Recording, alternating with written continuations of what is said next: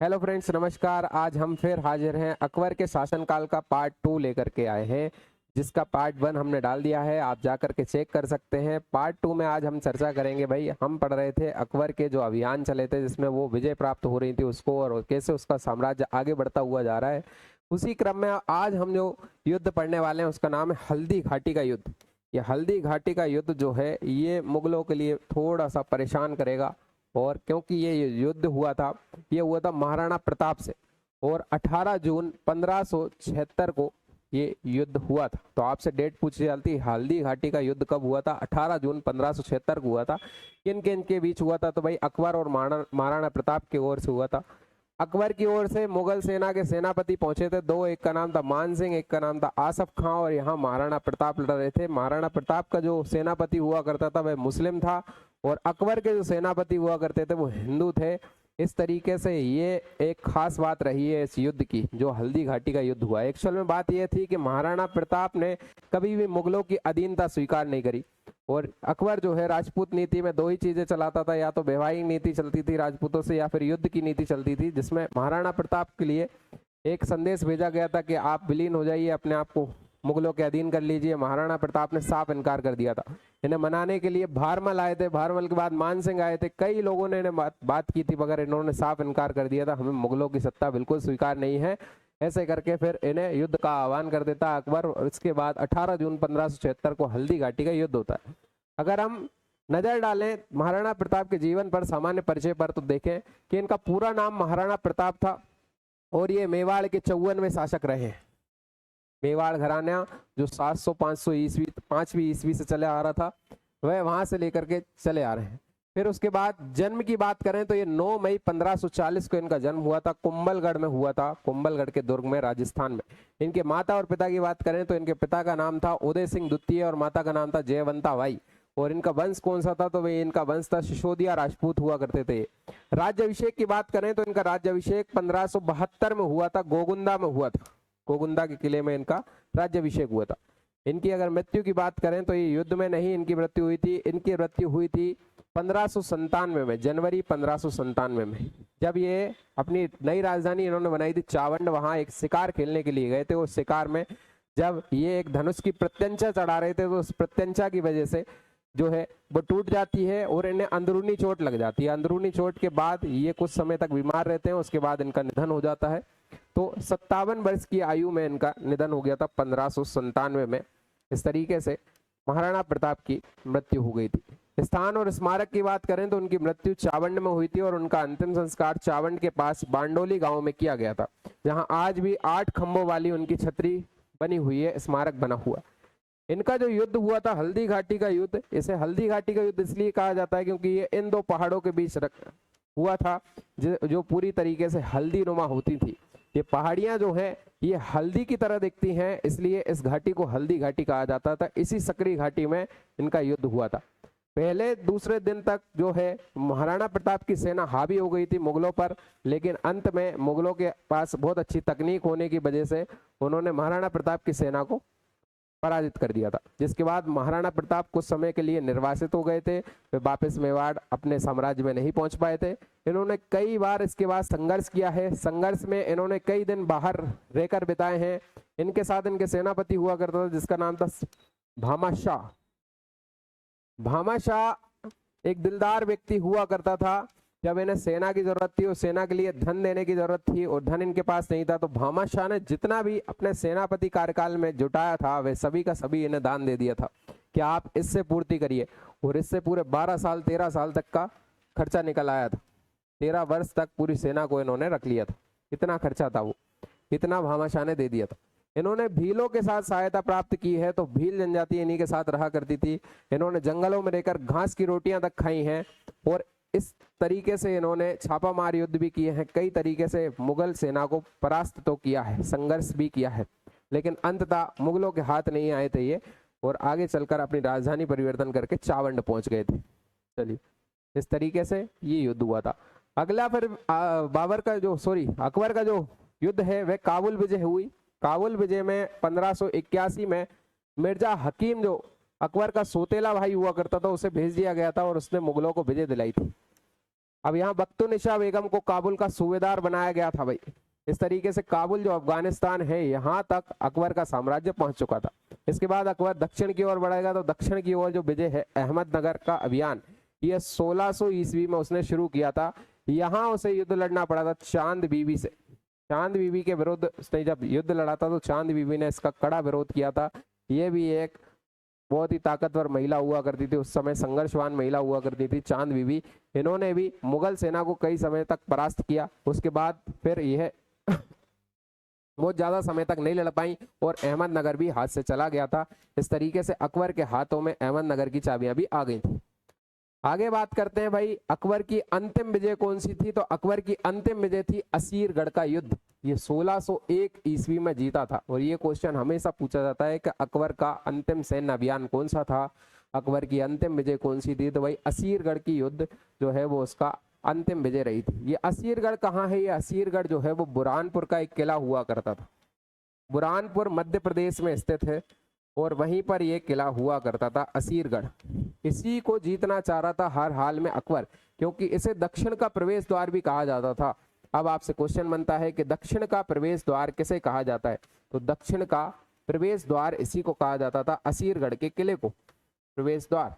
यानी कि अगर असीरगढ़ का किला किसी ने जीत लिया तो वह दक्षिण जाने का रास्ता आसानी से पालेगा और इसे दक्षिण जाना था, इसलिए इसने ये जीता था। यहाँ मीरन बहादुर करके एक हुआ करता था राजा, उसको हराया था अकबर ने। कैसे हराया था भाई? ये जो पूरी सेनाएं थी ये बार बार यहाँ पर तोपें दाग रही थी, लेकिन तोपों की वजह से भी ये पूरा किला नहीं जीता जा रहा था। तब इन लोगों ने इसके सेनापतियों को सभी को लालच दिया और लालच में कई सारी सोने की मोहरें बांटी। इसलिए कहा जाता है कि इस पूरे किले को खोलने के लिए सोने की चाबियां बनवाई गई थी, यानी कि लालच दिया गया था। इसीलिए किले के ताले सोने की चाबियों यानी रिश्वत से खुलवाए गए थे, तब जाकर ये युद्ध जीता गया था। असीरगढ़ का युद्ध इस तरीके से हुआ था। चलिए आगे बढ़ते हैं। अब अपन पढ़ने वाले हैं अकबर के शासनकाल के नवरत्न के बारे में कि कौन कौन से नौ रत्न अकबर के शासनकाल में हुए। अकबर के शासनकाल के नौ रत्नों की बात करें तो सबसे पहले अबुल फजल ये आए हैं, फिर हैं तानसेन, टोडरमल, रहीमदास, मुल्ला दो प्याजा, हकीम हुमाम, राजा मान सिंह और बीरबल और फिर थे फैजी। इस तरीके से नौ रत्न इनके दरबार में रहा करते थे, यानी कि अकबर के दरबार में रहा करते थे। और अकबर इन नौ रत्नों की सहायता से पूरा शासनकाल चलाया करता था। कैसे कैसे प्रशासन को चलाना है, अलग अलग व्यक्ति को अलग अलग जिम्मेदारी उसने दे रखी थी। इसमें सबसे पहले नाम आता है बीरबल का। बीरबल का वास्तविक नाम क्या था, ये क्वेश्चन आता है। तो भाई महेश दास इसका वास्तविक नाम था बीरबल का, और ये अकबर के सबसे भरोसेमंद व्यक्ति हुआ करते थे। बीरबल का जन्म जो है वो उत्तर प्रदेश के कालपी जगह पर हुआ था, लेकिन ये शुरू से ही बुद्धिमान थे, इसलिए इनकी जॉब लग गई थी कहाँ पर? रीवा के नरेश रामचंद्र सिंह के यहाँ। रीवा नरेश बुंदेलखंड के राजा हुआ करते थे और नाम था रामचंद्र सिंह। रामचंद्र सिंह के यहाँ ये जॉब करने लग गए थे बीरबल, और ये अपनी बुद्धिमत्ता के लिए जाने जाते थे, इसलिए वो ज्यादा पॉपुलर हो गए थे। एक समय जब अकबर इन्हीं के रास्ते से गुजर रहा था तो रास्ता भटक जाता है और उनकी भेंट हो जाती है, बीरबल की भेंट हो जाती है अकबर से। और बीरबल से अकबर पूछता है कि ये आगरा का रास्ता कहाँ जाता है। तो बीरबल अपनी चतुर बुद्धि से साहस के अनुसार जवाब देते हैं कि रास्ता कहीं नहीं जाता है, रास्ते पे चलकर लोग जाते हैं। ऐसे करके बीरबल की जो बुद्धिमत्ता है उससे अकबर प्रभावित हो जाता है और अपनी अंगूठी बीरबल को दे देता है और उन्हें द्वार में बुलाता है कि अपने दरबार में आना है। ऐसे करके बीरबल को बुलाया जाता है और बीरबल जब वहां पहुंच जाता है तो फिर वहां जाकर के उसकी जॉब लग जाती है। ऐसे करके बीरबल जो है अब अकबर के दरबार में काम करेंगे। ये अकबर के नौ रत्नों में से एक हो गए थे। भरोसेमंद सलाहकार रहे थे, विदूषक रहे थे, बहुत ज्यादा जानकार थे। लेकिन ये सबसे ज्यादा खास बात, ये सिर्फ सलाहकार नहीं थे, ये सैन्य अभियानों में भी जाया करते थे। अकबर के साथ कई सारे सैन्य अभियानों में ये गए हैं बीरबल, यानी कि एक तरीके से सेनापति की भूमिका भी इन्होंने निभाई। और अंतिम समय में बीरबल की मृत्यु भी एक सैनिक अभियान में ही हो जाएगी। इस तरीके से बीरबल का अंत भी तभी होगा। अब बीरबल के बारे में कहा जाता है कि दीन इलाही धर्म को स्वीकार करने वाला अगर कोई एक व्यक्ति था तो वह था एकमात्र हिंदू, जिसका नाम था बीरबल। बीरबल ने दीन इलाही धर्म को स्वीकार कर लिया था और जिसे अकबर ने चलाया था सभी धर्मों के लिए। एक नया धर्म इसने शुरू किया था, इसको एकमात्र हिंदू थे बीरबल जिन्होंने इसे अपना लिया था। यूसुफ जई कबीले के विद्रोह को दबाते समय इनकी मृत्यु हो गई थी। इनके बारे में बड़ी चर्चाएं थी। अकबर बीरबल के किस्से तो बड़े कहानियों से भरे पड़े हैं, पूरी की पूरी कहानी और किताबें इनके लिए चलती हैं। इसका एक वाक्य याद आ रहा है कि भाई एक बार अकबर और बीरबल आगरा के किले में घूम रहे थे, तब बीरबल से अकबर ने कहा कि बताइए पूरे आगरा शहर में, बीरबल मुझे बताइए कि पूरे आगरा शहर में कितने कौवे हैं, अगर आप ये गिनकर बता देंगे तो मैं आपको 100 मोहरे जो है सोने की वो दूंगा। तो यहाँ पर बीरबल तपक से जवाब देते हैं कि पूरे 95,463 कौवे यहाँ पर। तो अकबर कहता है कि अगर 95,463 नहीं निकले तो मैं पूरे के पूरे काउंट करा लूंगा, कि अगर एक भी कम निकला, ज्यादा निकला तो वह कहता है बीरबल कि अगर कम निकले तो आप ये मान लीजिएगा कि सारे के सारे जितने भी कौवे हैं जो आगरा के हैं उनमें से कुछ अपने रिश्तेदारों के यहाँ गए हुए हैं, और अगर ज्यादा निकलते हैं तो आप समझ जाइए कि कुछ रिश्तेदार आगरा आए हुए हैं। इस तरीके से हाजिर जवाबी के लिए बीरबल जाने जाते थे। बीरबल की अकबर के साथ कई सारी जुगलबंदियां देखने को मिली। इसके बाद बात करते हैं तानसेन की। तानसेन अकबर के दरबार के दूसरे नवरत्न हुआ करते थे। इनका वास्तविक नाम पूछा जाता है भाई, इनका वास्तविक नाम था राम तनु पांडे, और इनका जन्म कहाँ हुआ था? इनका जन्म हुआ था ग्वालियर में। और इनके जो शुरुआती गुरु हुआ करते थे वो थे स्वामी हरिदास, जो मथुरा में रहा करते थे। स्वामी हरिदास इनके शुरुआती गुरु हुआ करते थे। लेकिन ये जब ग्वालियर आए तो ग्वालियर में इनके एक और गुरु हुए जिनका नाम था गोश मोहम्मद। गोश मोहम्मद इनके गुरु हो गए थे दूसरे। इस तरीके से इनसे भी इन्होंने संगीत विद्या ली थी। आगे चलकर इनकी भी जॉब कहाँ लगेगी? तो भाई इनकी जॉब भी रीवा बुंदेलखंड में लगेगी। रीवा बुंदेलखंड में ही ये सेवा दे रहे थे रामचंद्र सिंह के यहाँ, और रामचंद्र सिंह के यहाँ सेवाएं देते हुए ये भी पॉपुलर हो गए थे। इस वजह से यहाँ से इन्हें उठा करके फिर दिल्ली बुला लिया जाए, आगरा के बुला लिया जाएगा अकबर द्वारा। इस तरीके से आगरा में तानसेन पहुंच जाएंगे। राज दरबार के प्रमुख संगीतकार इन्हें माना जाता था। अकबर ने इन्हें कंठाभरण वाणी विलास की उपाधि दी थी, है ना। और इन्हें मियाँ की मल्हार, वो अकबर जो है इन्हें मियाँ के बुलाता था। मियाँ की मल्हार, मियाँ की तोड़ी, दरबारी कानड़ा जैसे राग इन्होंने गाए हैं, जिनमें एक तो इन्होंने दीपक राग गाया था भाई, दीपक राग। दीपक राग के बाद एक इन्होंने मल्हार राग भी गाया था। ये 2 राग की वजह से ये जाने जाते थे। कहा जाता है कि दीपक राग जब ये गाते थे तो इतना घर्षण पैदा होता था कि इस घर्षण की वजह से जो दिए हैं वो स्वतः ही जलने लग जाते थे। और जब मल्हार राग ये गाते थे तो जो बादल हैं आसपास के वो घुमड़ घुमड़ के वर्षा कराने लग जाते थे। इतनी इनकी संगीत का जादू हुआ करता था। और इनकी एक बार जो है पूरा का पूरा कंपटीशन कराया गया था। तो वो किससे कराया गया था भाई? बेजू बावरा से कराया गया था। बेजू बावरा से भी इनका कंपटीशन कराया गया था।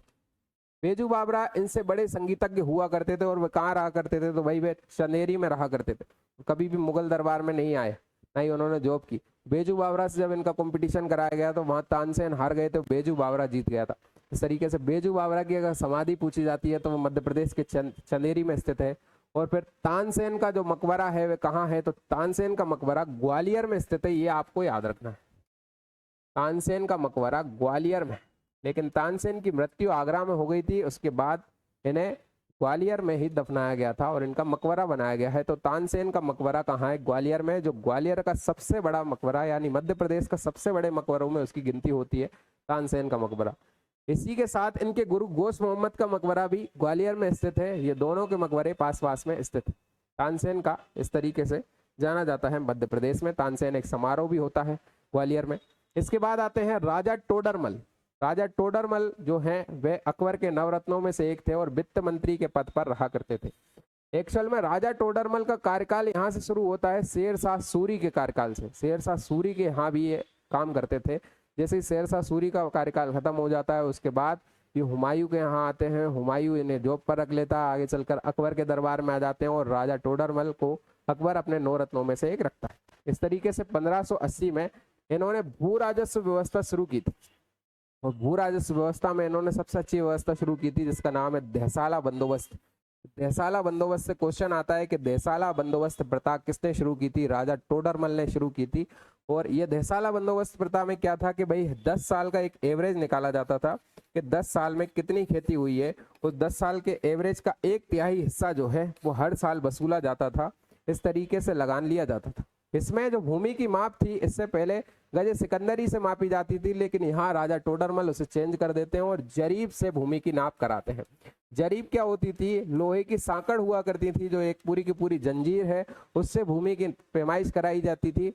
वर्तमान में जरीब से ही भूमि की पैमाइश कराई जाती है, जिससे पटवारी वगैरह जो है वो अभी जरीब से ही भूमि को नापते हैं। तो ये टोडरमल की देन थी। इसके बाद हम चलते हैं आगे। अबुल फजल जो है वो अकबर के 9 रत्नों में अगले मुख्य रत्न थे। ये मुख्य सलाहकार और इतिहासकार हुआ करते थे।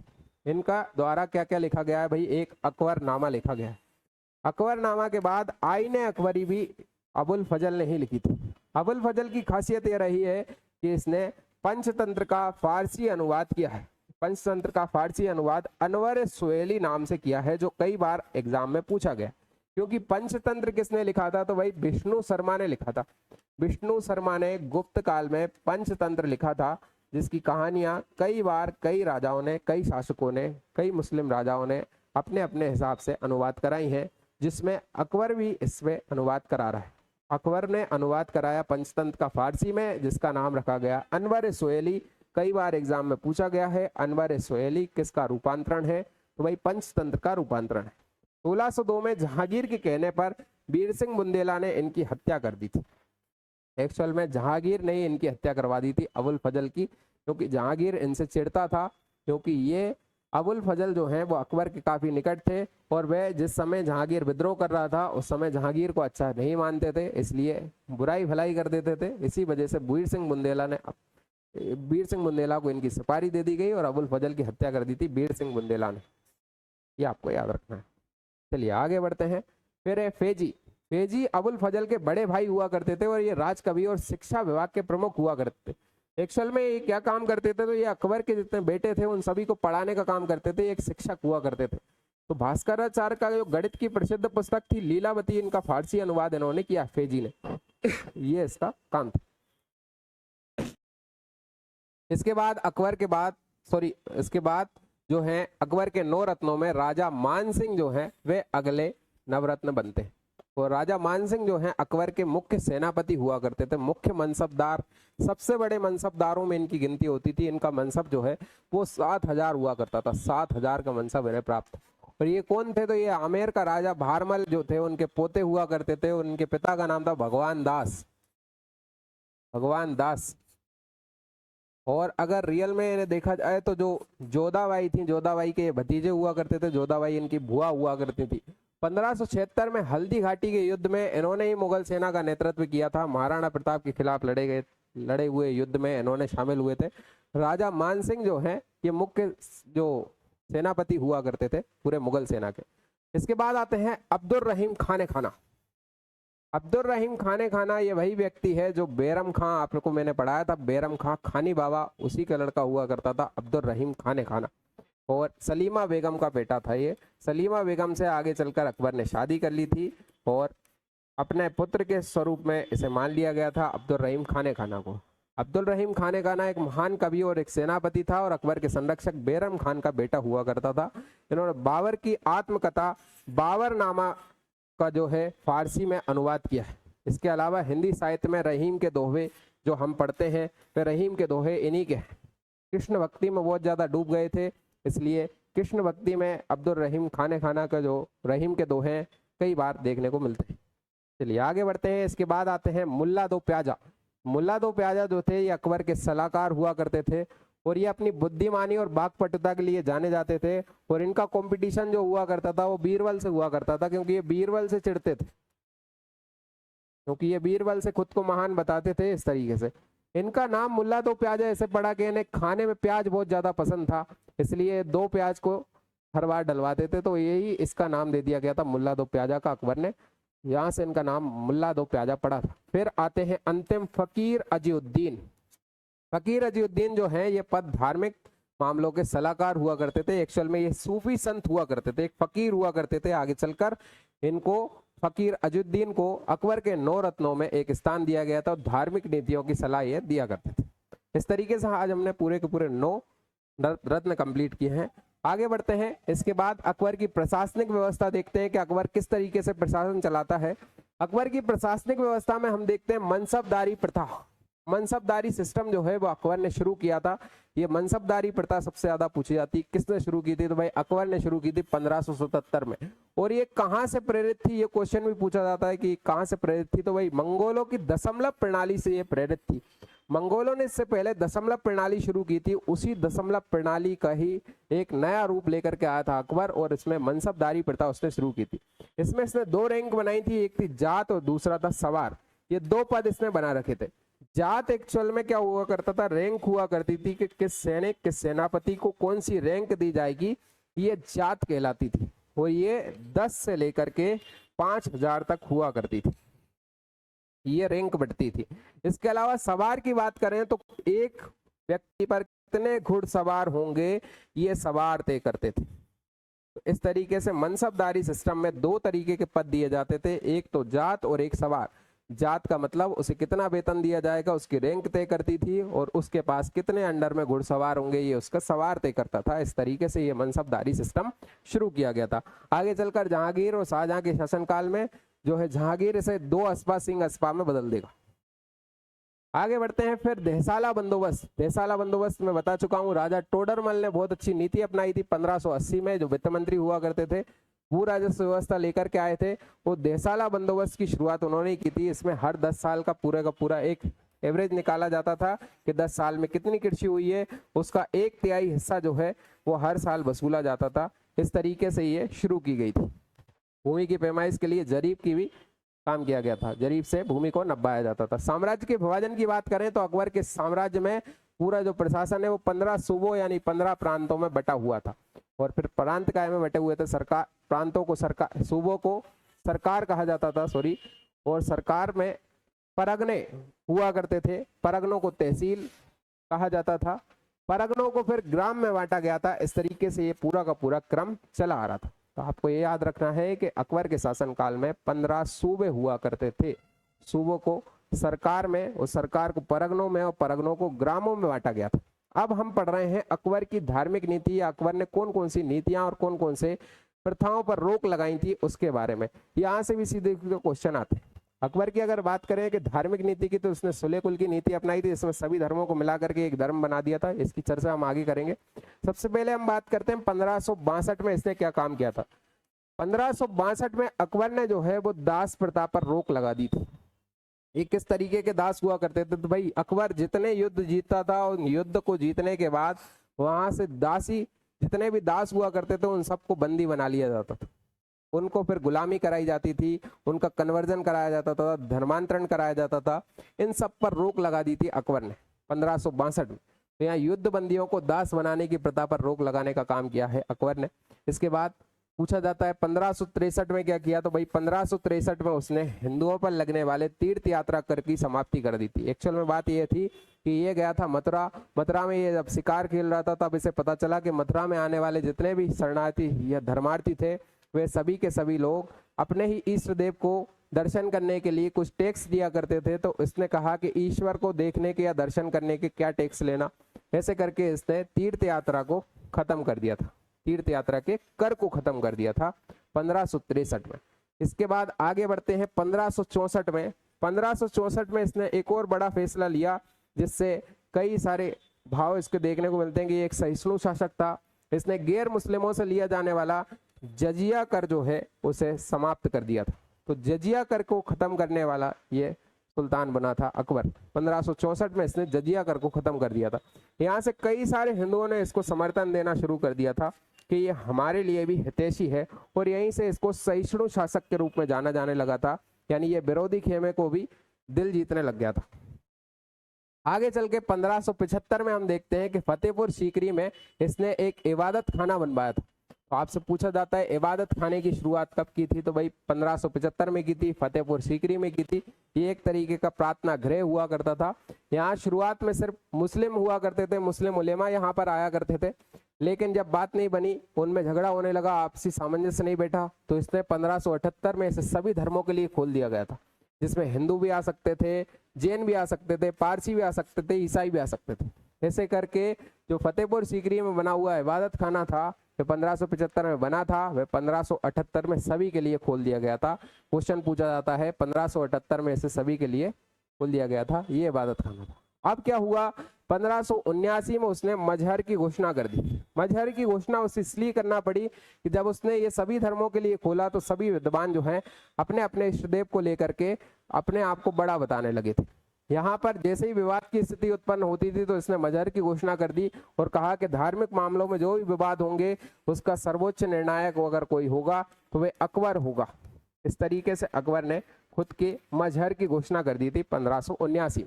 इसके बाद 1582 में इसने दीन इलाही धर्म शुरुआत की थी। ये दीन इलाही की शुरुआत पूछी जाती कब हुई थी, तो दीन इलाही की शुरुआत 1582 में हुई थी। ये सभी धर्मों के लिए, सभी धर्मों की अच्छी बातों को मिलाकर बनाया गया था। एक तरीके की यह आचार संहिता हुआ करती थी और इसे जबरन किसी पर नहीं थोपा गया था। जिस व्यक्ति को इसे स्वीकार करना होता है उसे स्वीकार करना था, जिसको नहीं स्वीकार करना वह नहीं स्वीकार करता था। इसे स्वीकार करने वाले एकमात्र हिंदू थे बीरबल, जिन्होंने इसे स्वीकार कर लिया था। इसके अलावा जो इनके सेनापति हुआ करते थे मान सिंह ने भी इसे सिरे से खारिज कर दिया था कि हमें दीन इलाही धर्म जो है वो बिल्कुल स्वीकार नहीं है, हम हिंदू धर्म में ही अच्छे हैं। इस तरीके से चले थे। आगे बात करते हैं अकबर की राजपूत नीति की। भाई अकबर की राजपूत नीति सबसे ज्यादा चर्चा में बनी रहती थी, क्योंकि अकबर से पहले जितने भी शासक आए हैं उन्होंने राजपूतों से डायरेक्ट युद्ध लड़े हैं और ये इस बात को नहीं समझ पाए कि राजपूत जो हैं वे मरने मिटने पर उतारू होते हैं और अपनी जो जमीन है उसे कभी नहीं छोड़ते। लेकिन अकबर इस बात को बहुत अच्छे से समझ चुका था, इसलिए अकबर ने इनके लिए अलग से एक राजपूत नीति बनाई थी।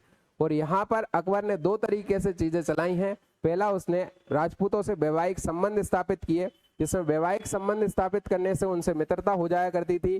फिर उनके परिवार के लोगों को बड़े बड़े पद दिए जाते थे, मनसबदार में जगह दी जाती थी। इसके अलावा जो भी राजपूत शासक जो हैं वो वैवाहिक संबंध स्थापित नहीं करते थे या मित्रता नहीं करते थे, उनको दमन की नीति इसने अपनाई थी। उनसे डायरेक्ट युद्ध लड़ते थे, जिसमें मेवाड़ घराने में महाराणा प्रताप ने मित्रता नहीं की थी, इस वजह से यहाँ पर युद्ध लड़ना पड़ा था। इस तरीके की नीति राजपूत नीति कहलाती थी जो अकबर चलाता। आगे चलते हैं। इसके बाद झरोका दर्शन की शुरुआत इसने की थी। झरोका दर्शन एक्चुअल में क्या था कि मुगल बादशाह में यही अकबर एकमात्र ऐसा सुल्तान था जिसने अपनी प्रजा को सुबह मिलने के लिए एक नियम बना दिया था, जिसे झरोका दर्शन कहते थे। ये एक तरीके के शाहरुख खान वाली फीलिंग थी, जिसमें जैसे शाहरुख खान मन्नत वाले अपने बिल्डिंग से ऊपर से आ जाता है और नीचे जनता खड़ी रहती है, सभी जनता को हेलो हाय करने के लिए आता है, ऐसे ही अकबर आया करता था। अकबर अपने दरबार में सुबह सुबह निकलता था, यानी अपने गेट के बाहर खड़ा हो जाता था, नीचे जनता खड़ी रहती थी, इस जनता को देखने के लिए हेलो हाय करने के लिए आया करता था। एक्चुअल में जनता क्यों आती थी? जनता अपनी शिकायतें लेकर के आती थी, जिन्हें वो अपनी तख्ती पर लिखा करती थी। वो तख्ती से लिख करके बताती थी कि ये मुद्दा चल रहा है, इस पर कोई डिसीजन लीजिए, इस पर कोई एक्शन लीजिए। ऐसे करके करंट अफेयर से पूरा का पूरा परिचित रहा करता था अकबर। इस तरीके से उसने झरोका दर्शन की शुरुआत की थी। झरोका दर्शन को बंद किसने किया था, ये क्वेश्चन पूछा जाता है, तो औरंगजेब ने इसे बंद कर दिया था, ये कहते हुए कि अकबर जो है, जो बादशाह जो है, वह बार बार जनता के सामने नहीं आता, इससे इज्जत कम होती है, इसलिए औरंगजेब ने इसे बंद करवा दिया था। इसके बाद बात करते हैं मुद्रा प्रणाली की। तो अकबर के समय कौन कौन सी मुद्रा प्रणाली चली थी? तो भाई अकबर के समय राम सीता के सिक्के चलाए गए थे। अकबर ने एक डिसीजन ये भी लिया था ताकि हिंदुओं को खुश किया जा सके, उसने राम सिया के सिक्के चलवाए थे। अकबर ने अपने शासनकाल के अंतिम वर्षों में कुछ सिक्के चलवाए थे, अपने शासनकाल के अंतिम वर्ष में, याद रखना, शुरुआत में नहीं चलवाए थे, जिन पर राम और सीता की आकृतियां बनी हुई थी। ये पूरे रियल सिक्के हैं, आप देख सकते हैं, जिस पर राम सिया लिखा भी होता था, राम सीता का चित्र होता था, पीछे कलमा वगैरह और सम्मत वगैरह लिखवाई जाती थी। देवनागरी लिपि में राम सिया लिखा हुआ सिक्के मिले। इसके अलावा बाज वाले सिक्के उसने असीरगढ़ विजय पर चलवाए थे, जब उसने असीरगढ़ की विजय प्राप्त की थी। इसके अलावा मोहरें चलवाई थी। अकबर के समय सबसे ज्यादा प्रचलित सोने की मोहरों में सोने के सिक्के हुआ करते थे, इन्हें मोहर कहा जाता था। इसके अलावा एक सिक्का चलवाया था सहनसा सिक्का, जो है ये बड़ा सिक्का हुआ करता था, जिसे विदेशी यात्रियों के लिए या किसी मेहमान के लिए दिया जाता था। ये मुगल काल का सबसे बड़ा सोने का सिक्का था, जिसका इस्तेमाल बड़े लेन देन में जमाखोरी के लिए हुआ करता था, जिसे मेहमानों के लिए गिफ्ट वगैरह देना हो तब दिया करते थे। इसके अलावा इलाही, ये भी एक सोने का एक प्रमुख गोलाकार सिक्का हुआ करता था। आगे बढ़ते हैं। इसके बाद अकबर के प्रमुख दरबारी चित्रकार, अकबर के समय कौन कौन से चित्रकार हुए हैं, उसमें प्रमुख थे, एक थे दशवंत, जो अच्छा चित्र बनाया करते थे, अकबर के प्रसिद्ध हिंदू चित्रकार थे, कई दरबारी चित्र इन्होंने बनाए हैं। इसके अलावा थे बसावन, वसावन के बाद अब्दुल समद, मीर सैयद अली। इसमें अब्दुल समद बहुत ज्यादा इंपॉर्टेंट है, कई बार एग्जाम में पूछा गया है। अकबर के दरबार का प्रमुख दरबारी चित्रकार हुआ करता था। ये फारसी चित्रकार था और मुगल चित्रकला की नींव रखने में महत्वपूर्ण था, इसलिए अब्दुल समद के क्वेश्चन आता है। इसके बाद बात करते हैं आगे, तो आगरा का किला किसने बनवाया था? तो ये स्थापत्य की बात होने लगी है। अकबर ने अपने शासनकाल में आगरा के किले का निर्माण कराया था 1565 में। ये शुरू करवाया था। ये पूरी तरीके से लाल बलुआ पत्थर से बना हुआ। अब इसका नाम क्या है? तो इसका नाम भी लाल किला है। तो आपसे अगर पूछा जाए कि लाल किला कहाँ है, तो एक लाल किला दिल्ली में है, दूसरा लाल किला आगरा में है। दिल्ली का लाल किला शाहजहां ने बनवाया था और जो लाल किला आगरा में है ये किसने बनवाया था? तो ये अकबर ने बनवाया था 1565 में। किले के अंदर कई सारी प्रमुख इमारतें बनवाई गई हैं, जिसमें एक है जहांगीरी महल, जो ग्वालियर के महल से प्रेरित है। इस तरीके से जहांगीर महल का निर्माण हुआ था। आगे चलते हैं, तो इसने अपनी राजधानी को फिर फतेहपुर सीकरी लेकर के गया था आगरा से, और ये सबसे ज्यादा पूछे जाता है, जिसमें संत हुआ करते थे शेख सलीम चिश्ती। उनके लिए सम्मान में इसने फतेहपुर सीकरी को बसाया था और फिर आगे चलकर अपनी पूरी की पूरी राजधानी उठा करके फतेहपुर सीकरी में ले जाता है। वहीं जाकर ये निर्माण कराएगा बुलंद दरवाजे का। ये भारत का सबसे बड़ा दरवाजा हुआ करता था बुलंद दरवाजा, और इसे किसकी याद में बनवाया था? तो वही गुजरात विजय की याद में उसने बनवाया था। इसके अलावा पंचमहल, ये पंचमहल भी इसने यहीं फतेहपुर सीकरी में बनवाया था। ये पंचमहल है, ये बुलंद दरवाजा है। इस तरीके से आप इसे देख सकते हैं। आगे चलते हैं, जोधाबाई का महल भी फतेहपुर सीकरी में स्थित है, इसे भी अकबर ने बनवाया था। इसके अलावा शेख सलीम चिश्ती का मकबरा भी अकबर ने बनवाया था। बाद में से जहांगीर ने जो है संगमरमर का करा दिया था। आप जो दो इमेज देख रहे हैं, ये दो इमेज आगरा के किले की हैं। इसमें ये दीवाने आम हुआ करते थे, यहाँ पर सभा लगती थी जिसमें लोग यहाँ बैठा करते थे, और यहाँ पर बादशाह बैठा करता था जो उनका निर्णय सुनाया करता था। ये दीवाने आम जनता की सभा हुआ करती थी। दीवाने खास, इसको आप देख रहे हैं, इसे दीवाने खास कहा जाता था, जिसमें अकबर के सारे मंत्री बैठ करके डिसीजन लिया करते थे। ये संगमरमर का बना हुआ दिखता है, इसे दीवाने खास कहा जाता था। तो दीवाने आम और दीवाने खास तरीके से ये बनाए गए थे। आगे चलते हैं, इलाहाबाद का किला अकबर ने अपने शासनकाल में इलाहाबाद का किला भी बनवाया था। यह 1583 में अकबर ने बनवाया था। कि गंगा यमुना नदी के संगम पर इस किले का निर्माण कराया गया था। ये सुरक्षा की दृष्टि से कराया गया था। इसके अलावा एक पाकिस्तान के लाहौर में एक किला बनवाया था उसने, लाहौर का किला के नाम से जाना जाता है। इसके अलावा हुमायूं का मकबरा, ये अकबर के शासनकाल का सबसे बड़ा मकबरा हुआ करता था। हुमायूं का मकबरा, इसे अकबर की सौतेली माँ हाजी बेगम ने इसका तैयार करवाया था भाई, पूरा का पूरा। तो ये आपको याद रखना है। अकबर हुमायूं का मकबरा, हुमायूं टॉम्ब, ये दिल्ली में स्थित है और ये दोहरे गुम्बद वाला एक मकबरा हुआ करता। इस प्रकार से हमने आज अकबर के शासनकाल को कंप्लीट किया है। मिलते हैं नेक्स्ट वीडियो के साथ, अगले टॉपिक के साथ नेक्स्ट वीडियो में। धन्यवाद।